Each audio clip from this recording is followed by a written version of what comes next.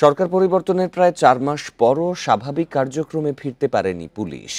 ছাত্র জনতার অভ্যুত্থানের পর ১১৪টি থানা ক্ষতিগ্রস্তের পাশাপাশি ক্ষতিগ্রস্ত হয় সহস্রাধিক যানবাহন, পুড়েছে কয়েক হাজার মামলার নথিও। এদিকে পুলিশের লুট হওয়া ৮০% অস্ত্র উদ্ধার হয়েছে বলে জানিয়েছে সদর দপ্তর। পুলিশি কার্যক্রমের বিষয়ে আরও জানাতে এবার সুনামগঞ্জ ও কুমিল্লা থেকে যোগ দেবেন সহকর্মীরা। শুরুতেই যাব সুনামগঞ্জে, সেখানে রয়েছেন সহকর্মী জাকির হোসেন।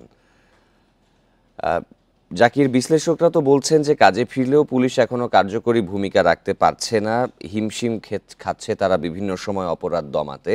তো সুনামগঞ্জের পরিস্থিতি কেমন পুলিশি কার্যক্রমের?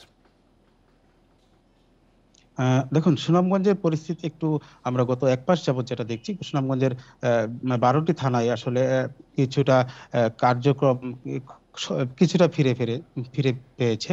আর আমি যদি বলি, ট্রাফিক পুলিশ নিয়ন্ত্রণে কিন্তু এখন পর্যন্ত পুলিশ হিমশিম খাচ্ছে। বিশেষ করে সুনামগঞ্জ শহরে কিন্তু যে যানজট হচ্ছে প্রতিনিয়ত, সকাল থেকে রাত অবধি যে যানজট হচ্ছে, সেখানে কিন্তু পুলিশ একেবারেই বলা যায় যে ট্রাফিক নিয়ন্ত্রণ করতে পারছে না। অন্যদিকে যদি আমি সীমান্তবর্তী দুইটি উপজেলা তাহিরপুর এবং দোয়ারবাজার, এই দুই উপজেলায় কিন্তু প্রতিদিনই আমরা দেখি ভারতের থেকে চোরা কারবারি, অর্থাৎ ভারত থেকে অবৈধভাবে যে সমস্ত পণ্য আসে, সে সমস্ত পণ্য বিজিবির থেকে পরে কিন্তু থানা পুলিশও কিন্তু এসব আমরা দেখে আসছি, করেছে। কিন্তু গত কয়েকদিন যাবত এমনটা আমরা দেখছি যে থানার সামনে দিয়ে অনেক সময় অবৈধ বালি পাথরও কিন্তু নিয়ে যাওয়া হচ্ছে। তো আমি এ বিষয়ে আমি কথা বলেছিলাম, বিশেষ করে সীমান্তবর্তী উপজেলা থানা দোয়ারাবাজার থানার ভারপ্রাপ্ত কর্মকর্তা জাহিদুল হকের সাথে। তিনি আমাকে জানিয়েছেন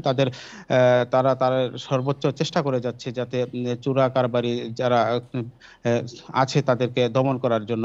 আর সুনামগঞ্জ সদর মডেল থানার, বিশেষ করে সুনামগঞ্জ মডেল থানা মোটামুটি স্বস্তি ফিরে এসেছে, থানার কার্যক্রম অনেকটা এগিয়েছে। আর সাধারণ মানুষ বলছেন পুলিশি কার্যক্রমকে আরো বেগবান করা দরকার, কারণ এখনো অনেক জায়গায় দেখা যাচ্ছে যে পুলিশের একটা শূন্যতা বোধ করছেন। তো সার্বিকভাবে আমরা বলতে পারি অন্যান্য সিলেট বিভাগের অন্যান্য জেলার চেয়ে সুনামগঞ্জের পুলিশি কার্যক্রমটা অনেকটাই এখন ভালোর দিকে। জাকির আমাদের সাথেই থাকবেন। এবারে কুমিল্লার পরিস্থিতি জানাতে যোগ দিচ্ছেন সহকর্মী তানভীর খন্দকার। তানভীর, বলা হচ্ছে যে পুলিশি কার্যক্রম পুরোপুরি স্বাভাবিক না হয় জনমনের আতঙ্ক এখনো কাটেনি। কুমিল্লার পরিস্থিতির কোনো পরিবর্তন হয়েছে কি?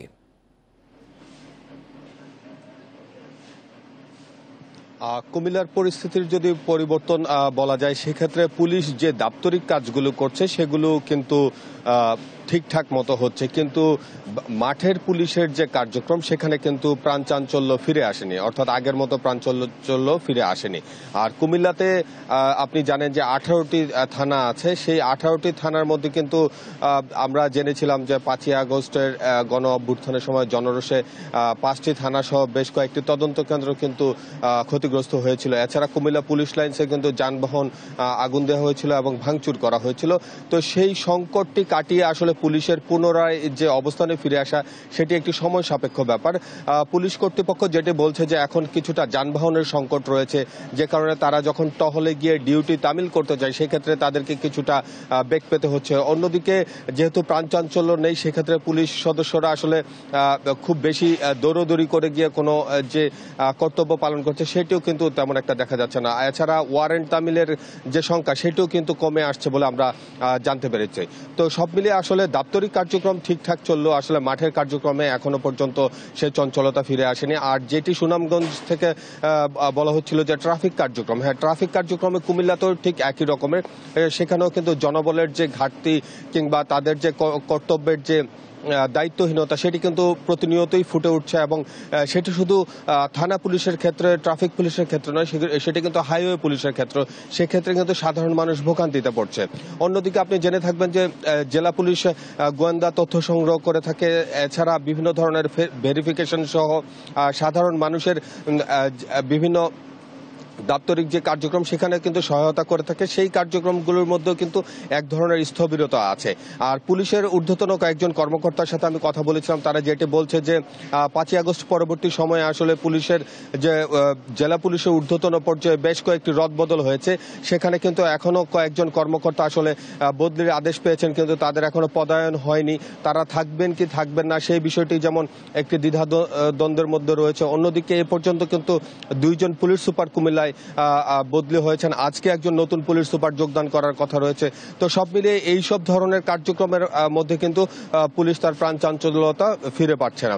তো সাধারণ মানুষের দাবি আসলে পুলিশ আবারও পুনরায় তাদের চাঞ্চল্যে ফিরে আসুক এবং আইন শৃঙ্খলা নিয়ন্ত্রণের পাশাপাশি আমরাও এটি প্রত্যাশা করি। সুনামগঞ্জ এবং কুমিল্লা থেকে পুলিশি কার্যক্রমের বিষয়ে জানাচ্ছিলেন সহকর্মীরা।